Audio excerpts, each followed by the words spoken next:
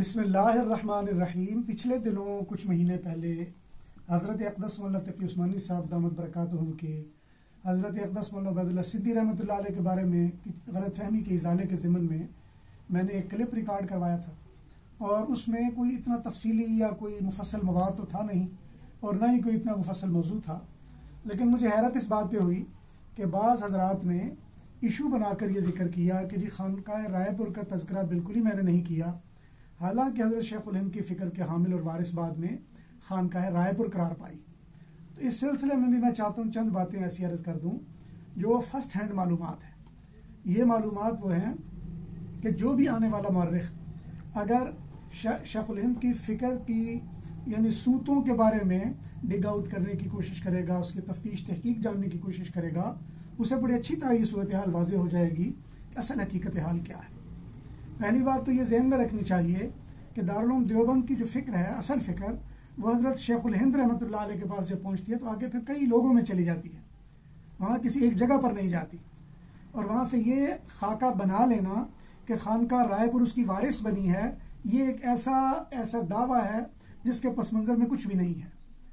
ये इस हद तक तो मामला ठीक है कि हज़रत शेखुल हिंद रहमतुल्लाह अलैह के तहरीकी लिहाज से बहुत सारे मुआमिनीन थे, और जिनमें कई खानकाहें थीं, कई शख्सियात थी, कई अफराद थे।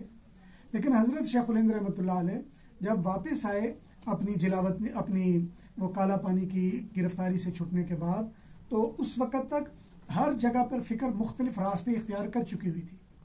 और उस वक़्त हज़रत शेखुल हिंद ने बादिलना खास्ता हज़रत मौलाना हुसैन मदनी का जो फ़िक्र है लोगों को इस तरफ माइल किया कि आप जाकर इसी तरह इंतखाबात के ज़रिए अपने मामलात में आगे बढ़ें, और हज़रत मदनी उन्हीं की रहनुमाई पर आगे बढ़े।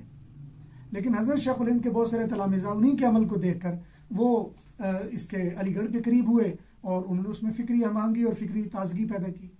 बाज़ लोग थे जो इससे भी हटकर खालिस शेखुल हिंद की फ़िक्र पर ही रहे, और वो जो खालिस शेखुल हिंद की फ़िक्र पर रहने वाले थे वो हज़रत सिंधी थे रहमतुल्लाह अलैह। और हज़रत सिंधी के पर कई तलामिज़ा हैं और उनकी इस वक्त तफसील का मौजू है। लेकिन जहाँ तक ये शुबा है कि खानकाह रायपुर ने हज़रत सिंधी की फ़िक्र को आगे बढ़ाया, ये एक ऐसा मौजू है जिसका कुछ हासिल वसूल नहीं है। मेरी पहली बैत हज़रात रायपुर से रही है और मेरा दिली तौर पर, रूहानी तौर पर इन हज़रात के साथ दिलो जान से बड़ा करीबी ताल्लुक़ रहा है। हज़रत मौलाना अब्दुल अज़ीज़ रायपुरी रहमतुल्लाह अलैह से मेरी बैत थी और बड़ा मोहब्बत का मामला था, और मैंने वहाँ से बहुत कुछ रूहानी तौर पर सीखा। और हज़रत मौलाना सैयद अहमद रायपुरी साहब रहमतुल्लाह अलैह, उनका मेरे साथ बड़ा इज़्ज़त वाला, मोहब्बत वाला और प्यार वाला ताल्लुक़ था। बल्कि जिस ज़माने में 1986 में जामिया इमदादिया में दौरा हदीस कर रहा था, तो हज़रत अक़दस मौलाना सैयद अहमद रायपुरी रहमतुल्लाह अलैह ख़ुद मुझे वहाँ मिलने के लिए एक दो बार तशरीफ़ लाए, और ये मैंने किसी जगह उसका जिक्र भी किया है। तो हज़रत मौलाना सैयद अहमद रायपुरी रहमतुल्लाह अलैह जिस फ़िक्र को आगे बढ़ा रहे थे वो हज़रत सिंधी की कामिल फ़िक्र थी, लेकिन उसकी वजह खानकाह रायपुर नहीं थी। हज़रत ख़ुद फरमाया करते थे मौलाना सैयद अहमद साहब कि उन्होंने ये फ़िक्र मौलाना हबीबुर रहमान लुधियानवी से सीखी है। गालिबन अगर मुझे याद पड़ता मौलाना हबीबुर रहमान लुधियानवी ये गालिबन मुरीदीन में से थे हज़रत रायपुरी के, लेकिन हज़रत सिंधी के तलामिज़ा में से थे, और उन्होंने ये फ़िक्र हज़रत सिंधी से हासिल की है। वरना इस खानकाह के खानकाही निज़ाम में किसी किस्म का कोई शक नहीं, बहुत सारे लोगों ने रूहानी तरबियत हासिल की है। और ये कि पूरी खानकाह को हज़रत शाह अब्दुल रहीम रायपुरी से लेकर, हज़रत शाह अब्दुल कादिर रायपुरी से लेकर, हज़रत मौलाना अब्दुल अज़ीज़ रायपुरी से लेकर, हज़रत मौलाना सैयद अहमद रायपुरी से लेकर मौलाना अब्दुल खालिक साहब तक को सबको अगर एक फ़िक्र में लाया जाए तो ऐसा नहीं है, ये एक फ़िक्र नहीं थी। हज़रत मौलाना सैयद अहमद रायपुरी साहब हज़रत सिंधी के फ़िक्र पर थे यकीनन, और बड़े मजबूत थे। और ये मेरा ख़ुद उनसे बड़ा करीबी और गहरा ताल्लुक़ रहा है और बड़ा अच्छा ताल्लुक़ रहा है। मौलाना अब्दुल खालिक साहब तो बाद की पैदावार है। मौलाना अब्दुल खालिक साहब तो जब हमारे गुजरांवाला में उनसे ताल्लुकात हुआ करते थे, हज़रत तशरीफ़ लाते थे, हमारी उनसे बड़ी अच्छी मीटिंगें और दोस्ती हुआ करती थी। और इसमें सैयद मतलूब ज़ैदी और मौलाना उसलूब कुरैशी और गालिबन सैफुल इस्लाम खालिद और मौलाना सईदुर रहमान साहब अवान और मुफ्ती अब्दुल कदीर साहब और मौलाना अब्दुल खालिक साहब, और इसी तरह गुजरांवाला में भाई जाहिद साहब और मौलाना अख्तर अली रहमानी, मौलाना अख्तर रहमानी, और इसी तरह सिंध के कुछ लोग थे, कराची के लोग थे, और मुश्ताक अहमद हाशमी ये सरगोदा से थे, और इसी तरह ये बहुत सारे लोग थे जो हमारे साथ मिलके हज़रत सिंधी की फ़िक्र की इशाअत के हवाले से मौलाना सैयद अहमद रायपुरी के साथ हम काम किया करते थे। लेकिन ये जो हज़रत सिंधी की फ़िक्र है, ये हज़रत सिंधी की फ़िक्र मौलाना सईद अहमद साहब ने मौलाना हबीबुर रहमान साहब से ली।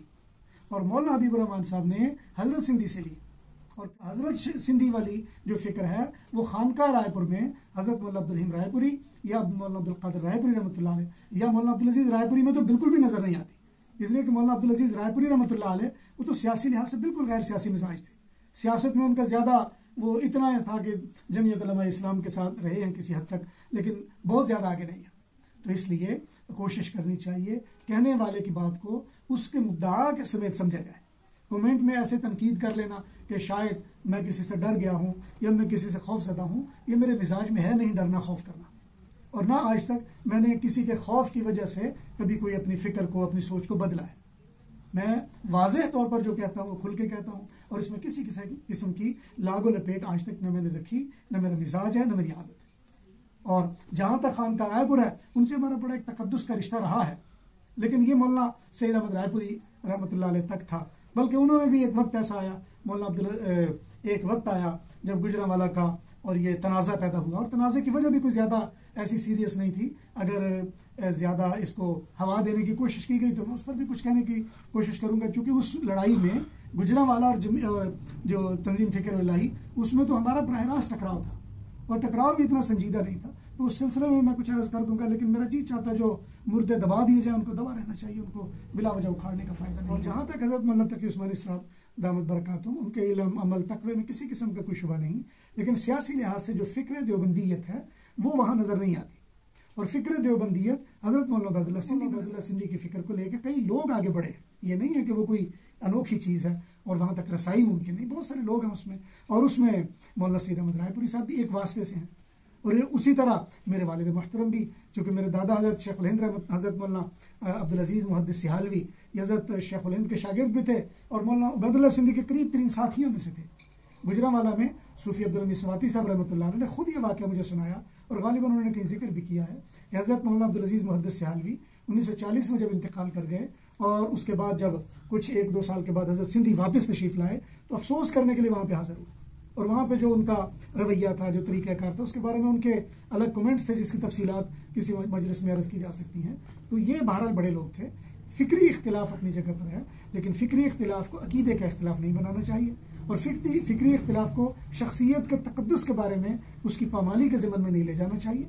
बाकी जो है और वो उसका हक़ है, और उस हक़दार का हक़ ये है कि उसका इकरार किया जाए और उसको तस्लीम। एक ने अपना किरदार अदा किया है, लेकिन चूँकि क्लिप में मौजू हज़रत सिंधी के हवाले से यह था कि फ़िक्र देवबंदियत पर कौन है या कौन नहीं, ये अर्ज़ किया जा रहा था। तो इसलिए मैं समझता हूँ जो मैंने चंद बातें कही हैं ये मुद्दा पूरा करने के लिए काफ़ी होंगी। अल्लाह ताला से दुआ है कहा सुना अपनी बारगाह में कबूल फरमाए। आखिर दावाना अल्हम्दुलिल्लाह।